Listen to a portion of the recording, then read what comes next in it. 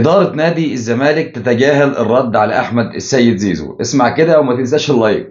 جلسة جمعت الطرفين قبل السفر إلى نيجيريا إن هو يتم إنهاء هذا الملف، وإن زيزو هيجدد عقده حسب الاتفاق المادي واتفاق بين الطرفين.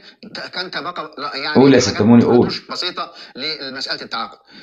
وزيزو أعلن عدم اهتمام مجلس إدارة، تجاهل مجلس إدارة، عدم وفاء الكابتن حسين لبيب بوعوده ليه، ولم يتواصل معاه مجلس إدارة نهائي. ده كلام أحمد زيزو للمقربين منه وفي جلساته الخاصة، وأعلن إن هو مستمر حتى نهاية عقده.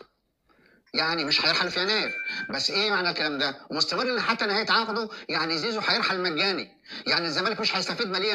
يا حرام، وعد الولد وخلعوا منه. طيب يعني بالوقت اللي اللاعب يوم الاربعاء اللي جاي هيكون خرج من الفتره المحميه، يعني كده قدامه 6 شهور، يعني من حقه انه يوقع لاي نادي بعد يوم الاربعاء اللي جاي. ده غير ان كمان